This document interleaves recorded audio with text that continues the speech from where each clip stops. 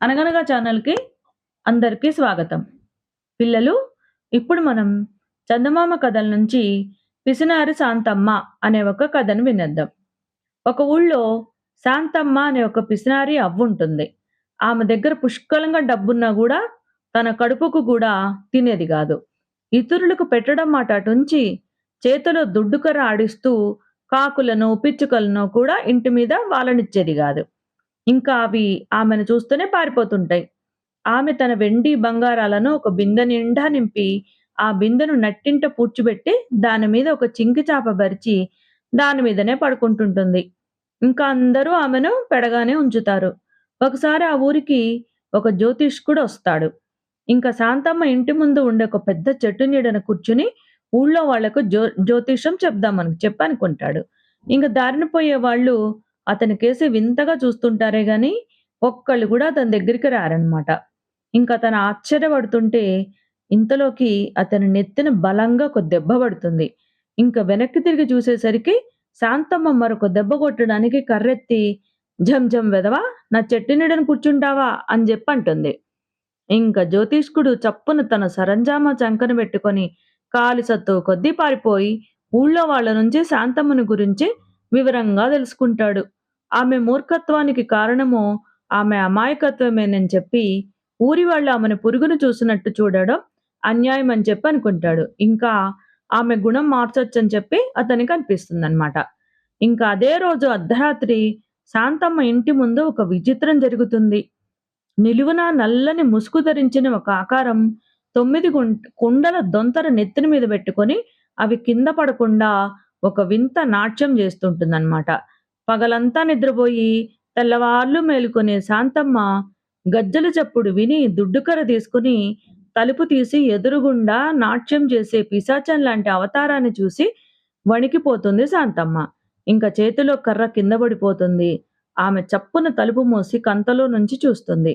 పిశాచం నెత్తి మీద 9 కుండలుంటాయి. పై కుండ మీద దీపం వెలుగుతూ ఉంటుంది. ఇంక పిశాచం కొంచెం సేపు నాట్యం చేసి, దీపం గల పై కుండను కింద పడేసి, మిగిలిన 8 కుండలతో సహా వెనక్కి తిరిగి చూడకుండా వెళ్ళిపోతుంది. శాంతమ్మ తలుపు తీసి చూస్తే, పగిలిన కుండ పెంకులు తప్ప ఏమీ కనిపించవు. ఇంకా భయం వదలక ఆమె, "నా ఇంటికి పిశాచం వచ్చిందర్రో! దయ్యం వచ్చిందర్రా!" అని కేకలు పెడుతుంది. ఆ కేకలనెవ్వరు పట్టించుకోరు. మర్నాడు ఆమె రాత్రి జరిగిన సంఘటనకు అర్థం ఏమిటని చెప్పి చాలా మందిని అడుగుతుంది. ఎవ్వరు ఆమెను లక్ష్యబెట్టరనమాట. మర్నాడు రాత్రి ఆమె తలుపు గడియ పెట్టి ఒక చీపిరి కట్ట, ఒక పాత చేట దగ్గర పెట్టుకొని దుడ్డు కర్ర కూడా అందుబాటులో ఉంచుకుంటుంది. అర్ధరాత్రి మళ్ళీ గజ్జెల మోత వినిపిస్తుంటుంది. ఆమె తలుపు కన్నంలో నుంచి చూస్తే ఈసారి పిశాచం నెత్తిన 8 కుండలే ఉంటాయి. ఎనిమిదో కుండ మీద దీపం వెలుగుతూ ఉంటుంది. పిశాచం కొంతసేపు నాట్యం చేసి పైకుండ పడేసి 7 కుండలతో వెళ్ళిపోతుంది. మరి 2 రోజులు గడుస్తాయి. రోజూ అర్ధరాత్రి వేళ పిశాచం వస్తూనే ఉంటుంది.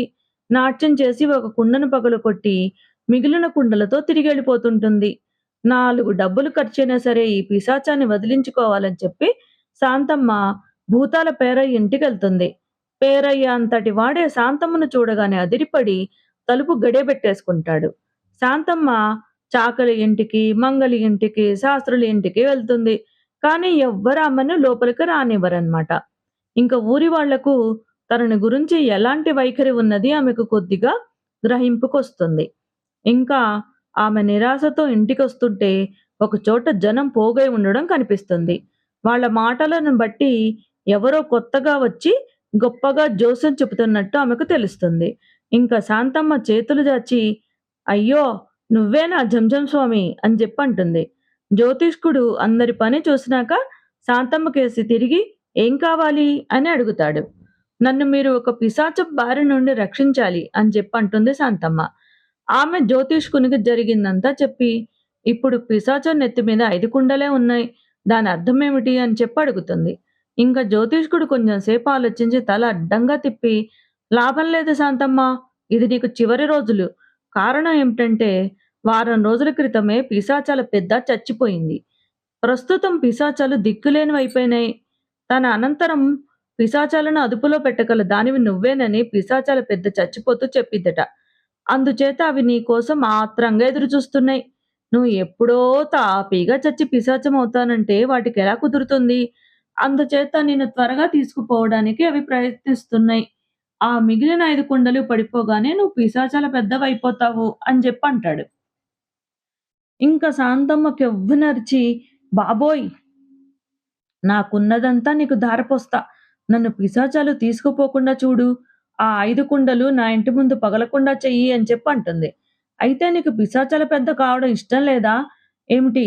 అలా కాకుండా ఉండాలంటే నువ్వన్నట్లు నీ పాపిష్టి డబ్బు ధారపోయాలి.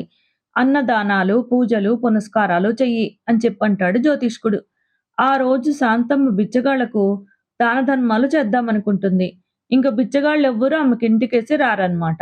దూరాన కనిపించిన వాళ్ళనామె పిలిస్తే వాళ్ళందరూ పారిపోతుంటారు. చీకటి పడుతుంటుంది. శాంతమ్మ కుక్కలకు, కాకులకు అన్నం బెడుతుంది. కానీ అవి శాంతమ్మను చూడగానే లేచెళ్ళిపోతాయి. ఇంక రాత్రి శాంతమ్మ ఇంటి ముందు మరొక కుండ పగులుతుంది. ఇంక మిగిలినవి 4 కుండలే ఉంటాయి. తెల్లవారుతూనే శాంతమ్మ జ్యోతిష్కుడి దగ్గరికెళ్ళి, అయ్యా! నాది పాపిష్టి సొమ్మే. నా చేతి అన్నం కుక్కలు గూడా ముట్టడం లేదు. నాక నాకు చావు తప్పదా అని చెప్పంటుంది. అవును తల్లి.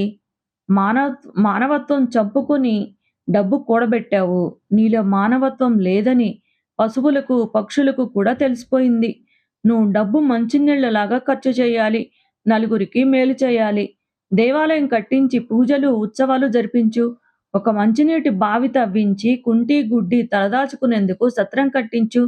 ఆకలితో అలమటించే వాళ్లకు అన్నదానాలు చేయించు. అలా జేస్తే నీ ఆయుష్షు పెరగడమే కాకుండా నలుగురిలోనూ ఎంతో మంచి పేరొస్తుంది. అప్పుడు పిశాచాలు నీ ఛాయలకు కూడా రాలేవు అని చెప్పంటాడు జ్యోతిష్కుడు. ఇంక శాంతమ్మ ఆయనతో, నా చేతి మీదుగా ఎవ్వరూ ఏమీ పుచ్చుకోరు. మీరే నా ఇంటికొచ్చి నా చేతి మీదుగా అన్నీ జరిపించండి అని చెప్పంటుంది. ఇంక ఇద్దరూ ఆమె ఇంటికెళ్తారనమాట. వెండి, బంగారాలు నిండిన బిందెను శాంతమ్మ తవ్వి తీసి ఆ జ్యోతిష్కుడికి ఇస్తుంది. త్వరలోనే ఒక సత్రమో, దేవాలయమో తయారైపోతాయి. దేవాలయంలో గొప్పగా ఉత్సవాలు జరుగుతాయన్నమాట. శాంతమ్మ ఇంకో జన్మెత్తుతుంది. ఇంక పాత శాంతమ్మను అందరూ మర్చిపోతారు. కథ కంచికి మనమింటికి. నచ్చితే లైక్ చేయండి, షేర్ చేయండి, సబ్స్క్రైబ్ చేయండి.